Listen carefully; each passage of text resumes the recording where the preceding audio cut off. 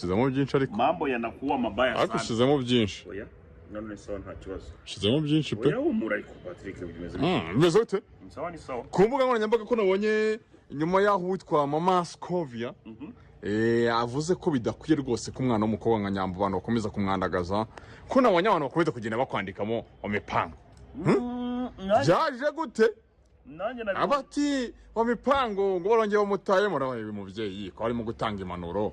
Avuga ati Nyambo hari igihe azajya no mu isoko usanga abantu baje kumwihumuriza mumve koko niba nuka. Ibyo bintu ntabwo bikwiye ni impanuro yatangaga.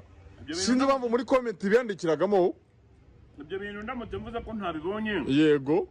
Naba nigishije nkana. Yego. Ndetse n'ababyanditse. Nabafite icyo bagendereye. Yego. Ako ngewe nararahiye. Ndetse Imana izana bimfashemo. Yego. Ntago nkiri wa wundi.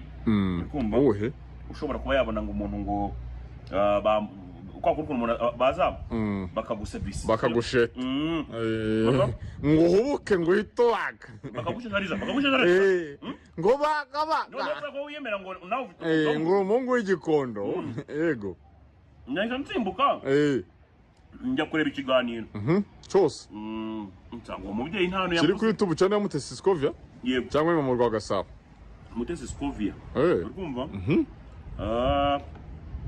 sanga nta hantu yamvuze muri sabe wagiye kumva ko yakuvuze ngo witereke yewe nakuba nasubiza yego mvuze mu izina yego numva ariko sa murantegereje uwambuga wese uko yaba ameze kose yego bakuba gusa numvise bidahuje n'umutima wanjye ndaguso uhita umutamu umungu w'igikondo se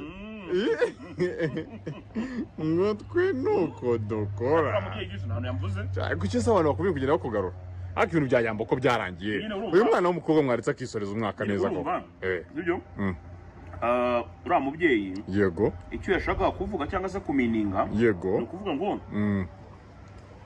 wenda urabona ko yabaga ahuze yego yari muri za Kongo igihe turatavuza Nyambo zavugwaga n'iki yose yabaga ahuze yego ntabwo ari retari yabaga ahuze nyine yego nyine ari mu kandi kazi none aho wibukiye yego atangira kwanda ntanga impanuro nanarise noneho icyambabaje ahubwo cyane